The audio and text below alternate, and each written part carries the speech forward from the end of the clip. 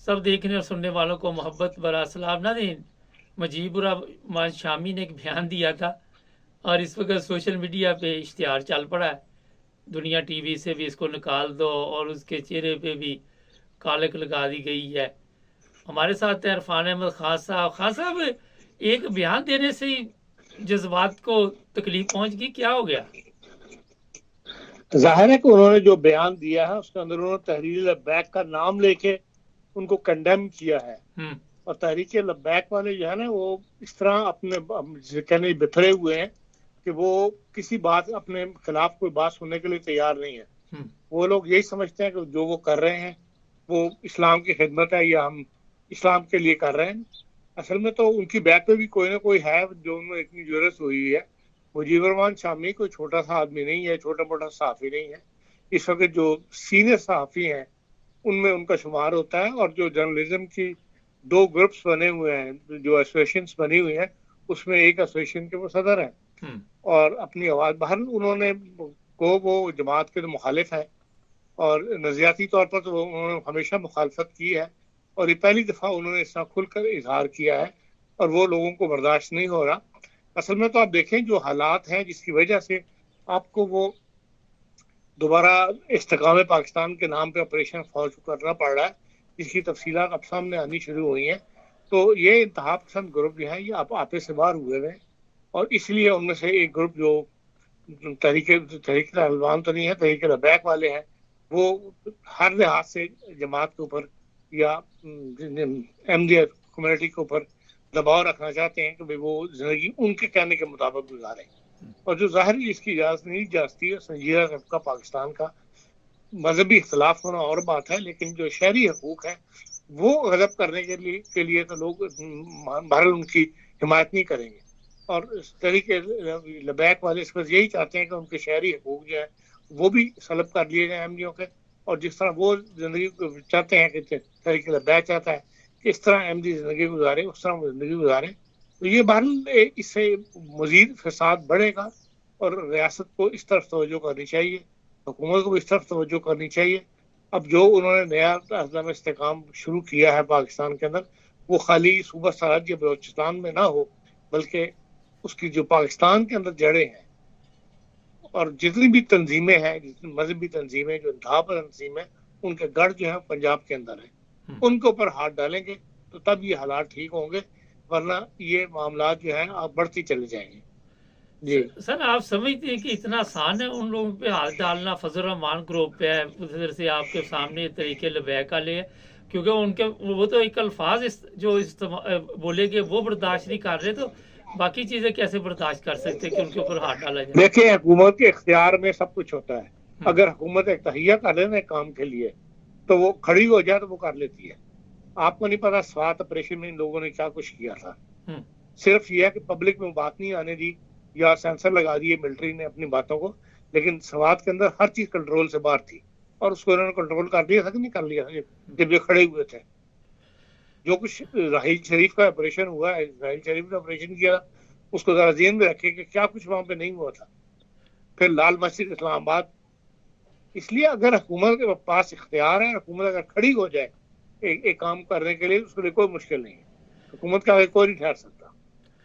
खान साहब, यहाँ पे थोड़ा सा अगर आप देखें राहील शरीफ का दौर और मौजूदा दौर, आज अवाम जो है फ़ौज से बहुत दूर हो चुकी है, वो फ़ौज का इज़्ज़त और एहतराम नहीं है। सीधी जो बात है, सोशल मीडिया है या वहाँ पाकिस्तान के हालात हैं, लोग देख के वो खुशी का इज़हार नहीं करते, और आपने देखा ही है जिस तरह के वाक़यात सामने आते। तो समझ रहे हैं कि आसान है ऑपरेशन अभी भी? देखें, फौज ने मुल्क की सलामती जो है वो लोगों की ख्वाहिश के ताबे नहीं है। जब मुल्क की सलामती खतरे में पड़ जाए, मुल्क के अंदर बदअमनी इन हालात को हो जाए कि ग्रुप्स आपस में लड़ना शुरू कर दें, तो फिर फौज किस लिए बनाई जाती है? फौज ने दोनों काम कर रहे हैं, जो सरहदों के पार से दुश्मन है उसको भी कंट्रोल कर रहे हैं, जो मुल्क के अंदर दुश्मन है उसको भी कंट्रोल कर रहे हैं। इसलिए अगर फौज को इख्तियार दे दिया जाए और फौज उठ खड़ी हो तो तमाम हालात जो है वो काबू किए जा सकते हैं। लेकिन मुसीबत यह है कि जो बताया जाता है यह कि फौज के अंदर ही मुख्तलिफ ग्रुप्स हैं जो बास तंजीमों को सपोर्ट करते हैं, जिसकी वजह से मामला उस तरह एक्शन नहीं लिया जाता जिस तरह सबको एक नजर से आके ایک نظر سے دیکھیں اور ایک لاٹھی کے ساتھ ہانکیں تو پھر جا کے کنٹرول ہوگا۔ سر یہ بتائیے کہ کئی جگہ ایسے واقعات پیش آئے پاکستان میں، کبھی کسی شہر میں کبھی عیسائیوں کی بستی جلا دی، کبھی احمدیوں کو قتل کر دیا، کبھی ہندوؤں کو زندہ جلا دیا، کسی کا فیصلہ تو آج تک آیا ہی نہیں، پتہ ہی نہیں چلتا کہ وہ کیس گئے کہاں پہ۔ اگر جرنیل اتنے مخلص ہو تو وہ فیصلے تو وہ کروا سکتے ہیں نا کہ انصاف کے مطابق کریں، ہم عدالتوں کے پیچھے کھڑے ہیں۔ نہیں، فوج تو 9 مئی والے فیصلے نہیں کروا سکی۔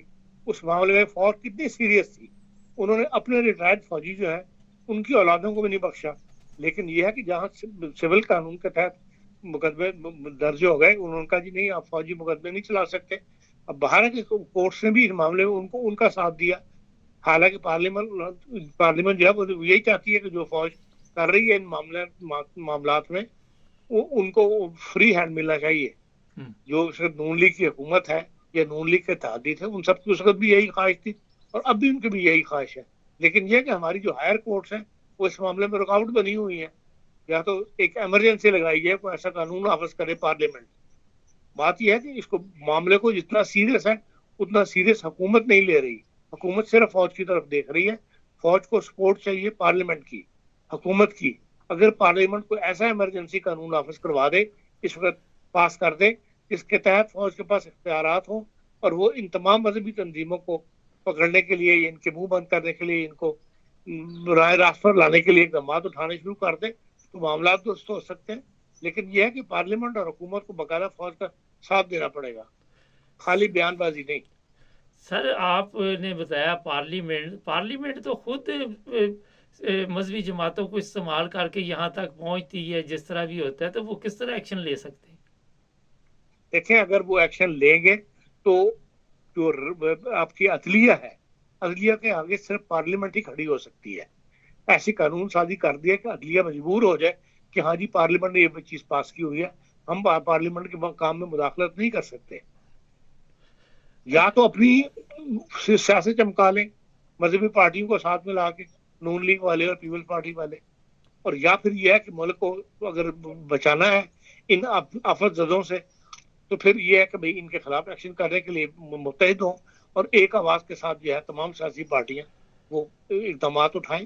اب جو عدم استحکام کے لیے بھی انہوں نے بنایا ہے، جو قانون پاس کیا، قانون تو پاس نہیں کیا، جو ایک کہا ہے کہ ہم یہ عدم استحکام کے نام کے اوپر ملک کے اندر امن لانے کے لیے یا پارلیمنٹ ان کو جو انتہا پسند نے قابو کرنے کے لیے اقدامات اٹھائیں گے، اس کے اندر بھی سیاسی جماعتیں بٹی ہوئی ہیں۔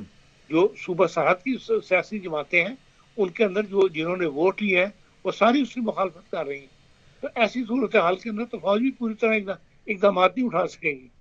آخر پہ یہ ہے کہ قومی سلامتی کے نام کے اوپر ایک ہو جائیں تبھی یہ قابو پا سکیں گے۔ یہ بھول جائیں کہ یہ اہل حدیث ہے، یہ احمدی ہے، یہ سنی ہے، یہ وہابی ہے۔ صرف ملک کے نام پہ سوچیں، ملک کے نام پہ بچانے کی کوشش کریں، ملک کو بچانے کی کوشش کریں، تبھی یہ اقدامات اٹھائے جا سکتے ہیں۔ سر ملک کو بچانے کی کوشش کر رہے ہیں، اور جس طرح آپ نے بتایا کہ کوئی احمدی ہے، کوئی اہل سنت ہے، لیکن پہلے تو ملک میں ایسے غیر ضروری قوانین موجود ہے، جب تک وہ ختم نہیں ہوں گے کس طرح عمل ہو سکتا ہے؟ تو اس کی طرف بھی پارلیمنٹ کو آنا چاہیے نا، ہر سطح سے جائزہ لینا چاہیے۔ بلکہ ایک اب آوازیں اٹھ رہی ہیں اس معاملات کے اندر، کیسے قوانین جن کے اندر معاشرے کے افراد سے ان کے جینے کے حقوق چھین لیے گئے ہیں ان پر نظر ثانی ہونی چاہیے۔ اس لیے جو ضیاء الحق نے قوانین تبدیل کیے تھے، جو آئین کا حصہ بنائے، اس وقت تو چلے سیاستدانوں کی مجبوری تھی کہ انہوں نے ماشاء اللہ سے جان چھڑانی تھی، اس کی ترامیم کو انہوں نے آئین کا حصہ بنا لیا، اب تو آئین میں سے نکالا جا سکتا ہے نا ان کو۔ یہ بھی ایک امپورٹنٹ پارٹ ہے جس کی طرف آپ نے توجہ دلائی ہے کہ اس طرح بھی سیاستدانوں کو سوچنا چاہیے۔ بہت شکریہ خان صاحب۔ ناظرین، شامی کے پیچھے اس لیے پڑ گئے کہ اگر اس کے پیچھے نہ پڑیں گے تو کوئی اور بھی بیان دے دے گا، یہ بھی ایک بڑا ایشو ہے، اور یہی طریقہ واردات ہوتا ہے کہ کوئی اچھی بات کرنے لگے یا کوئی ایسی بات کرنے لگے تو سب مل کر اس کے پیچھے پڑ جائے، اور جس طرح عمران خان کے پیچھے یہ پڑے ہوئے ہیں، تو طریقہ واردات سیم ہی ہے۔ خان صاحب نے بھی جس طرح کہا، ایسے تمام قوانین جس میں احمدیوں کے جو حقوق ہیں اس میں بھی ڈاکہ ڈلا ہوا ہے، یہ سب چیزیں فوری طور پہ ختم کرنے کے بعد ہی حالات معمول پہ آ سکتے ہیں۔ چینل کو سبسکرائب کریں، جڑے رہیں۔